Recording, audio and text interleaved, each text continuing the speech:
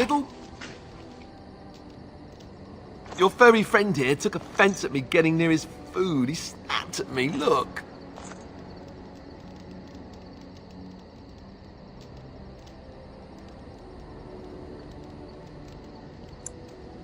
Don't you think I don't know it? Sometimes I forget that he's a war dog. That'll teach me. I once heard a really old legend about how the Hound warriors in the days of the old tribes would feed their Mabari the flesh of the vanquished.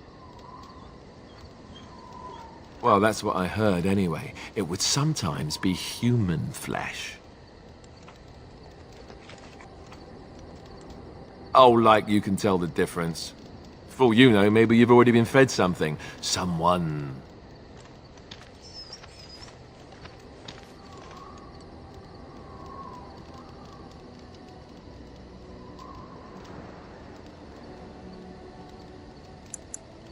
It's not cannibalism if he's eating it, you know.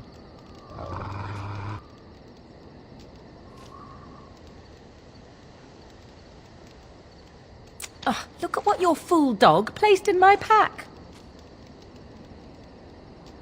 A putrid, half-eaten hare is not something a woman wants to find in her unmentionables.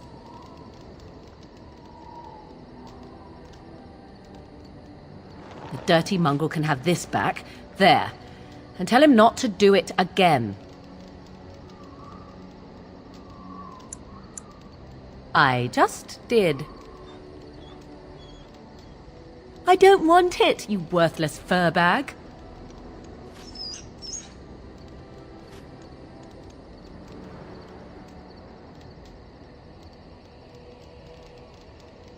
Oh, he's just trying to be manipulative, I can tell. I do it too.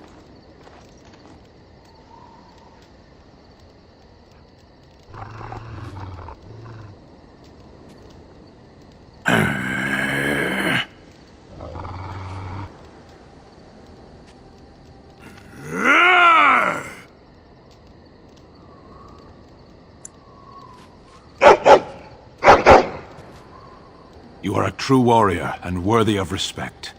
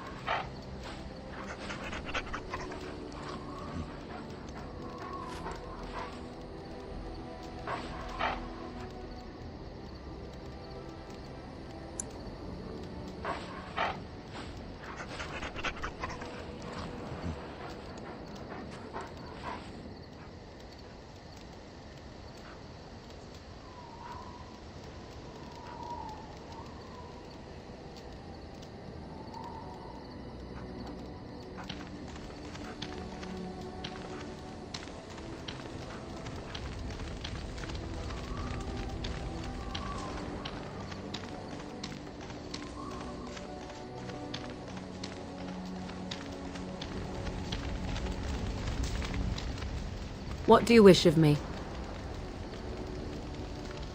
If you must. I was not born such. 'Tis a skill of Flemeth's, taught over many years in the wilds.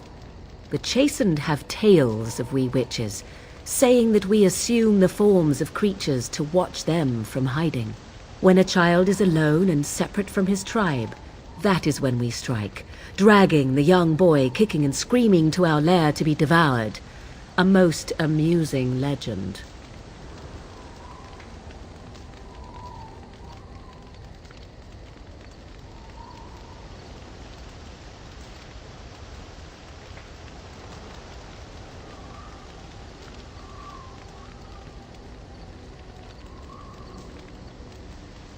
Changing her form, certainly. Devouring lost children, I cannot say. She has not done it in my experience, though in truth my lifespan is but a fraction of her own. Why do you ask? Is there something specific you wish to know?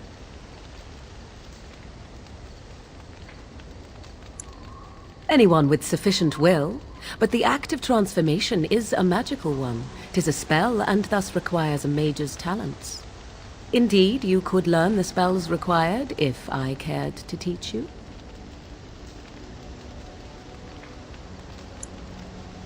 There were nights when the wilds called to me, 'tis true. You look upon the world around you and you think you know it well. I have smelled it as a wolf, listened as a cat, prowled shadows that you never dreamed existed. But my life is as a human. I am under no illusions to the contrary.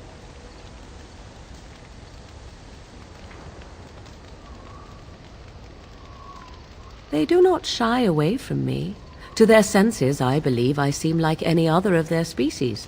As to what they think, I truly cannot say. Just as I am still human, no matter my form, they are still animals. Thus they cannot speak, even were I to ask. No, 'tis not unheard of in the remote corners of the world. There are traditions of magic outside of the circle of magi, despite what those mages would have you believe. Some of these traditions are old, indeed, passed down as carefully guarded lore from one generation to the next. The zealots of the Chantry would uproot all such practitioners if they could, but as luck have it, some still exist. My mother is such a one.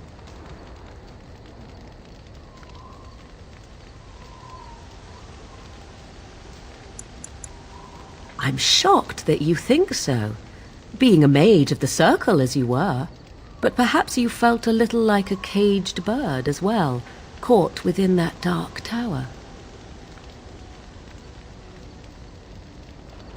I thought so. The form of an animal is different from my own. One may study the creature, learn to move as it does, think as it does. In time, this allows one to become as it is. I gain nothing by studying another human. I already am the same as they are. I learn nothing. So the answer is no, my human form is the only one I possess. Indeed. Have you an opinion on my abilities, then? Am I an unnatural abomination to be put to the torch?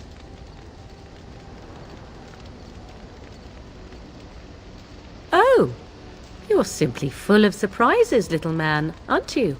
But enough of such talk. Let us proceed, lest the dust gather on us.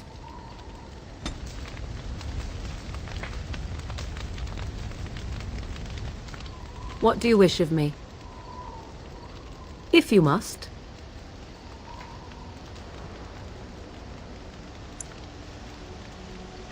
Why do you ask me such questions? I do not probe you for pointless information, do I?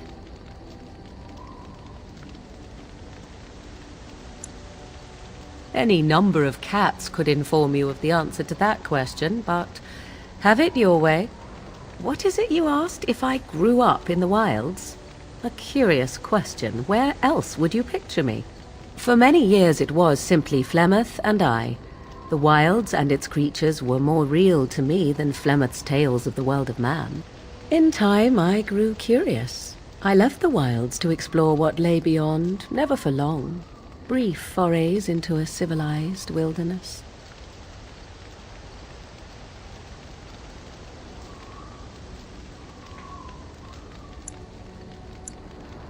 For the most part, Flemeth taught me well. For all that I had been taught, however, the truth of the civilized lands proved to be overwhelming. I was unfamiliar with so much. So confident and bold was I, yet there was much that Flemeth could never have prepared me for.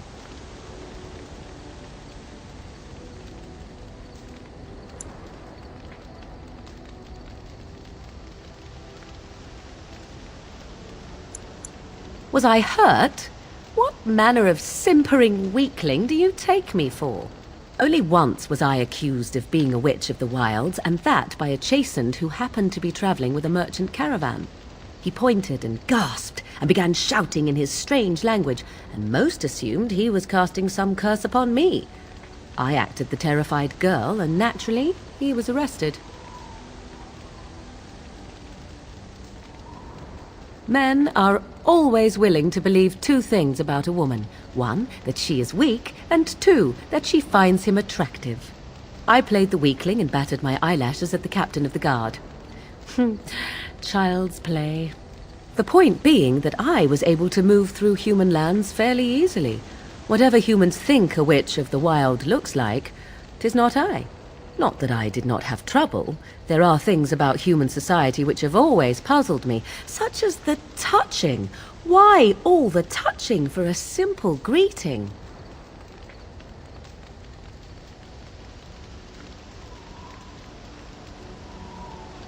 Yes, some men have painted lines across the maps. I've seen them. I'm sure the human world is very diverse, but the differences are mostly meaningless. There were many nuances that Flemeth could never tell me of. When to look into another's eyes, how to eat at a table, how to bargain without offending. None of these things I knew. I still do not understand it all, truth be told, but then I gave up long ago any hope of doing so. When I returned to the wilds last, I swore to Flemeth that I had no intention of leaving again. Yes, here I am. Well, let's get on with it before the ground opens up and swallows us, yes? What do you wish of me? If you must. You are very cute to ask so many questions.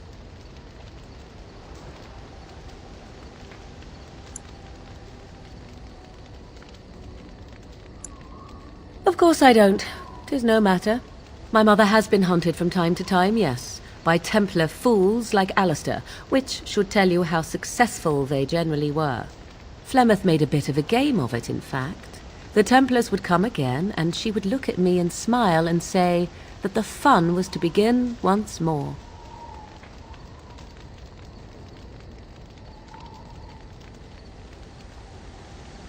I found the game fun. I was too young to understand the truth behind what was happening. Flemeth would warn them once. 'Twas a warning they inevitably failed to heed. And then the true game began.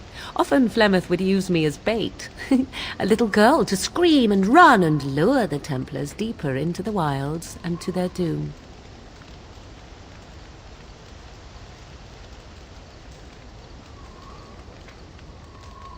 It was a game, and I a young girl.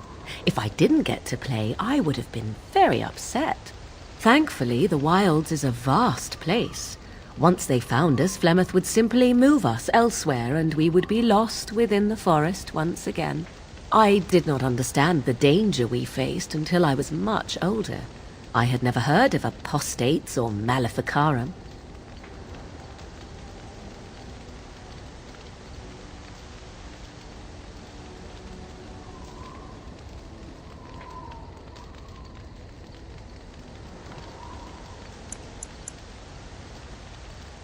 I think that my mother made it fun so that a child did not learn to fear.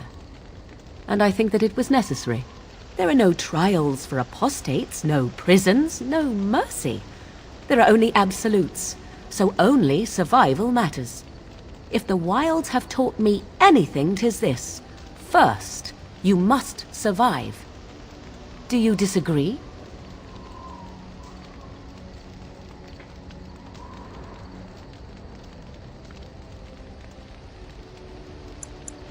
An interesting answer for a mage. Enough of this talk. Let us return to the task at hand. What do you wish of me?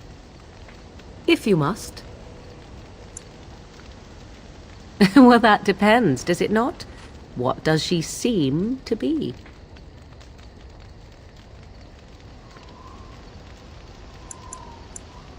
Oh, she certainly was human. Once. Tell me, how much do you know of the tale? The one that the chastened still tell of my mother?